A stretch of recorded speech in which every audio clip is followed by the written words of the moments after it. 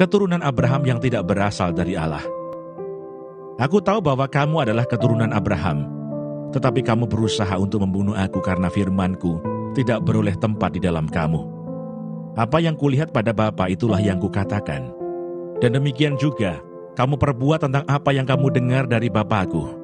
Jawab mereka kepadanya, Bapa kami ialah Abraham, kata Yesus kepada mereka. Jikalau sekiranya kamu anak-anak Abraham, tentulah kamu mengerjakan pekerjaan yang dikerjakan oleh Abraham. Tetapi yang kamu kerjakan ialah berusaha membunuh aku. Aku, seorang yang mengatakan kebenaran kepadamu, yaitu kebenaran yang kudengar dari Allah. Pekerjaan yang demikian tidak dikerjakan oleh Abraham. Kamu mengerjakan pekerjaan bapamu sendiri. Jawab mereka, kami tidak dilahirkan dari zina. Bapa kami satu, yaitu Allah. Kata Yesus kepada mereka, jikalau Allah adalah Bapamu, kamu akan mengasihi aku, sebab aku keluar dan datang dari Allah. Dan aku datang bukan atas kehendakku sendiri, melainkan Dialah yang mengutus aku. Apakah sebabnya kamu tidak mengerti bahasaku? Sebab kamu tidak dapat menangkap firman-Ku. Iblislah yang menjadi bapamu, dan kamu ingin melakukan keinginan-keinginan bapamu. Ia adalah pembunuh manusia sejak semula, dan tidak hidup dalam kebenaran. Sebab di dalam dia tidak ada kebenaran. Apabila ia berkata dusta, ia berkata atas kehendaknya sendiri, sebab ia adalah pendusta dan bapa segala dusta. Tetapi karena aku mengatakan kebenaran kepadamu, kamu tidak percaya kepadaku. Siapakah di antaramu yang membuktikan bahwa aku berbuat dosa? Apabila aku mengatakan kebenaran, mengapakah kamu tidak percaya kepadaku? Barang siapa berasal dari Allah, ia mendengarkan firman Allah. Itulah sebabnya kamu tidak mendengarkannya, karena kamu tidak berasal dari Allah. Yesus sudah ada sebelum Abraham. Orang-orang Yahudi menjawab Yesus, bukankah benar kalau kami katakan bahwa engkau orang Samaria dan kerasukan setan? Jawab Yesus, aku tidak kerasukan setan, tetapi aku menghormati Bapa-Ku, dan kamu tidak menghormati aku. Tetapi aku tidak mencari hormat bagiku.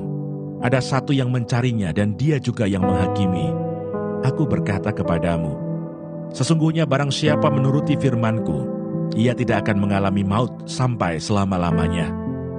Kata orang-orang Yahudi kepadanya, sekarang kami tahu bahwa engkau kerasukan setan, sebab Abraham telah mati, dan demikian juga nabi-nabi. Namun engkau berkata, barang siapa menuruti firman-Ku, ia tidak akan mengalami maut sampai selama-lamanya. Adakah engkau lebih besar daripada bapa kita Abraham yang telah mati? Nabi-nabi pun telah mati. Dengan siapakah engkau samakan dirimu? Jawab Yesus, jikalau aku memuliakan diriku sendiri, maka kemuliaanku itu sedikit pun tidak ada artinya. Bapa-Kulah yang memuliakan aku. Tentang siapa kamu berkata, Dia adalah Allah kami, padahal kamu tidak mengenal Dia, tetapi aku mengenal Dia. Dan jika aku berkata aku tidak mengenal Dia, maka aku adalah pendusta, sama seperti kamu. Tetapi aku mengenal Dia dan aku menuruti firman-Nya. Abraham bapamu bersukacita bahwa ia akan melihat hariku, dan ia telah melihatnya dan ia bersukacita. Maka kata orang-orang Yahudi itu kepadanya, umurmu belum sampai 50 tahun, dan engkau telah melihat Abraham. Kata Yesus kepada mereka, aku berkata kepadamu, sesungguhnya sebelum Abraham jadi, aku telah ada. Lalu mereka mengambil batu untuk melempari dia, tetapi Yesus menghilang dan meninggalkan bait Allah. 1 Tawarikh pasal 8. Daftar keturunan Benyamin. Benyamin memperanakkan Bela, anak sulungnya Asibel, anak yang kedua, Ahrah anak yang ketiga, Noha anak yang keempat, dan Rafa anak yang kelima. Anak-anak Bela ialah Adar, Gera, Abihud, Abisua, Naaman, Ahoa, Gera, Sefufan, dan Huram. Inilah anak-anak Ehud. Mereka ini adalah kepala-kepala puak penduduk Geba yang diangkut ke dalam pembuangan di Manahat.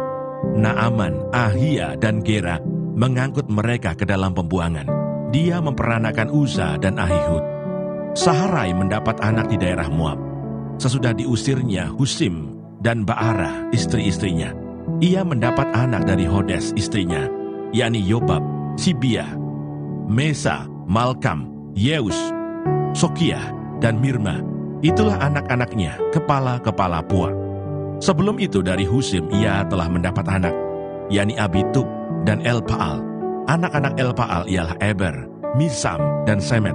Dia ini mendirikan kota Ono dan kota Lot dengan segala anak kotanya. Beria dan Sema adalah kepala-kepala puak penduduk Ayalon.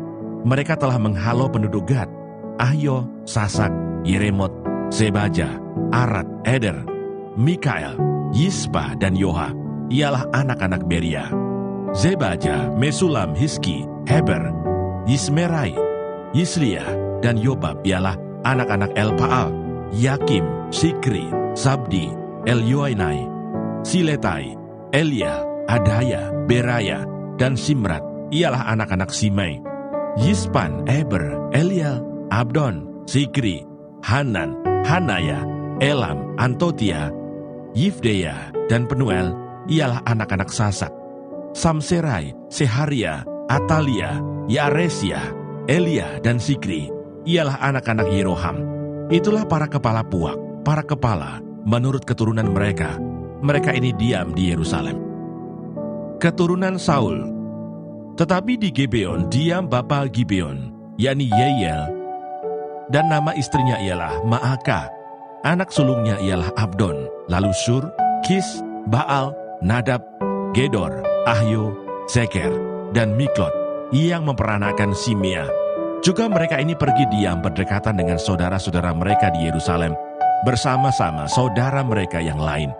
Ner memperanakan Kis, Kis memperanakan Saul, Saul memperanakan Yonatan, Malkisua, Abinadab, dan Esibal. Anak Yonatan ialah Meribaal, dan Meribaal memperanakan Mika. Anak Mika ialah Piton, Melech, Taria, dan Ahas. Ahas memperanakan Yoada, Yoada memperanakan Alemet, Asmafet, dan Zimri. Zimri memperanakan Mosa. Mosa memperanakan Bina. Anak orang ini ialah Rafa, dan orang-orang ini ialah Elasa, dan anak orang ini ialah Azel. Azel mempunyai 6 orang anak, dan inilah nama-nama mereka: Azrikam, Bohru, Ismail, Seariah, Obaja, dan Hanan. Itulah sekaliannya anak-anak Azel. Anak-anak Esek saudaranya ialah Ulam, anak sulungnya, lalu Yeus, anak yang kedua, dan Elifelet, anak yang ketiga. Anak-anak Ulam itu adalah orang-orang berani, pahlawan-pahlawan yang gagah perkasa, pemanah-pemanah. Anak dan cucu mereka banyak, 150 orang. Mereka semuanya itu termasuk Bani Benyamin. 1 Tawarikh pasal 9. Daftar penduduk Yerusalem. Seluruh orang Israel telah terdaftar dalam silsilah. Mereka tertulis dalam kitab Raja-Raja Israel. Sedang orang Yehuda telah diangkut ke dalam pembuangan ke Babel oleh karena perbuatan mereka yang tidak setia, dan orang-orang yang mula-mula menetap kembali di tanah-tanah milik mereka, di kota-kota mereka, ialah orang Israel awam, para imam, orang-orang Lewi, dan para budak di Bait Allah. Di Yerusalem tinggal orang-orang dari Bani Yehuda, dari Bani Benyamin, dari Bani Efraim dan Manasya: Utai bin Amihud, bin Omri, bin Imri, bin Bani. Dari keturunan Peres bin Yehuda. Dan dari orang Shela ialah Asaya, anak yang sulung dengan anak-anaknya. Dari keturunan Zerah ialah Yeuel dengan sanak saudaranya, 690 orang. Dari Bani Benyamin ialah Salu, bin Mesulam, bin Hodawiah, bin Hasenua, Yibnea bin Yeroham, Ela bin Usi, bin Mikri, dan Mesulam bin Sefaca, bin Rehuel, bin Yibniah, dengan sanak saudara mereka, menurut keturunan mereka, 956 orang. Semua orang itu adalah kepala puak. Dari para imam ialah Yedaya, Yoyarib, Yakin, Azaria bin Hilkia, bin Mesulam, bin Sadok, bin Merayot, bin Ahitub, pemuka rumah Allah. Lalu Adaya bin Yeroham, bin Pashihur, bin Malkia, dan Masai bin Adiel, bin Yahzera, bin Mesulam, bin Mesilemit, bin Imer, dengan sanak saudara mereka. Kepala-kepala puak, 1.760 orang. Orang-orang tangkas untuk menyelenggarakan ibadah di rumah Allah. Dari orang-orang Lewi ialah Semaya bin Hasub, bin Asrikam, bin Hasabiah dari keturunan Merari, lalu Bakbakar, Heres, Galal, dan Matanya, bin Mika, bin Sikri, bin Asaf, serta Obaja, bin Semaya, bin Galal, bin Yedutun, dan Berekia, bin Asa, bin Elkana, yang diam di desa-desa orang Netofa. Penunggu-penunggu pintu gerbang ialah Salum, Akub, Talmon, dan Ahiman, dengan sanak saudara mereka. Salum ialah kepala. Sampai sekarang mereka ada di pintu gerbang raja di sebelah timur. Merekalah penunggu-penunggu pintu gerbang perkemahan Bani Levi. Salum bin Kore, bin Ebiasaf, bin Korah, dan saudara-saudara sepuaknya, yakni orang-orang Korah, mempunyai tugas jabatan sebagai penjaga-penjaga ambang pintu kemah. Seperti bapa-bapa mereka bertugas di perkemahan Tuhan sebagai penjaga-penjaga pintu masuk. Pinehas bin Eleazar mengepalai mereka sebelumnya. Tuhan kiranya menyertai dia. Zakaria bin Meselemia adalah penunggu pintu kemah pertemuan. Mereka semuanya yang terpilih menjadi penunggu ambang pintu. Ada 212 orang. Mereka telah terdaftar dalam silsilah di desa-desa mereka. Daud dan Samuel pelihat itu mengangkat mereka dalam jabatan itu. Mereka dan anak-anak mereka bertugas menjaga pintu-pintu gerbang rumah Tuhan, yakni bait kemah itu.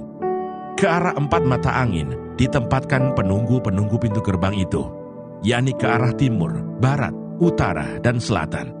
Dan saudara-saudara mereka yang tinggal di desa-desa mereka pada waktu-waktu tertentu harus masuk selama 7 hari untuk bekerja bersama-sama mereka. Sedang keempat kepala penunggu pintu gerbang itu memegang jabatan tetap. Mereka adalah orang Lewi dan mengawasi bilik-bilik serta perbendaharaan rumah Allah. Mereka bermalam di sekitar rumah Allah itu, sebab mereka bertanggung jawab atas penjagaan dan harus membuka pintu setiap pagi. Sebagian dari mereka mengurus perkakas ibadah. Mereka menghitung perkakas itu pada waktu dimasukkan dan dikeluarkan. Sebagian dari mereka ditugaskan mengurus perabotan, yakni segala perabotan tempat kudus, dan mengurus tepung yang terbaik, anggur, minyak, kemenyan, dan rempah-rempah. Sedangkan beberapa orang imam menyediakan campuran rempah-rempah. Matija, salah seorang Lewi, anak sulung Salum, orang Korah itu, mendapat tugas tetap untuk mengolah roti. Dan sebagian dari anak-anak orang Kehat, yakni dari sanak saudara mereka, mengurus roti sajian untuk disediakan setiap hari Sabat. Dan inilah para penyanyi, kepala-kepala puak orang Lewi, yang diam di bilik-bilik dan bebas dari pekerjaan lain, sebab siang dan malam mereka sibuk dengan pekerjaannya. Itulah para kepala puak orang Lewi, para kepala menurut keturunan mereka. Mereka ini diam di Yerusalem. Silsilah Saul. Di Gibeon diam bapa Gibeon, yakni Yeiel, dan nama istrinya ialah Maaka. Anak sulungnya ialah Abdon, lalu Sur, Kis, Baal, Ner, Nadab, Gedor, Ahio, Zakaria, dan Miklot. Miklot memperanakkan Simeam. Juga mereka ini pergi diam berdekatan dengan saudara-saudara mereka di Yerusalem bersama-sama saudara mereka yang lain. Ner memperanakkan Kis. Kis memperanakkan Saul. Saul memperanakkan Yonatan, Malkisua, Abinadab, dan Eshibaal. Anak Yonatan ialah Meribaal, dan Meribaal memperanakkan Mika. Anak Mika ialah Piton, Meleh, Tahrea, dan Ahas.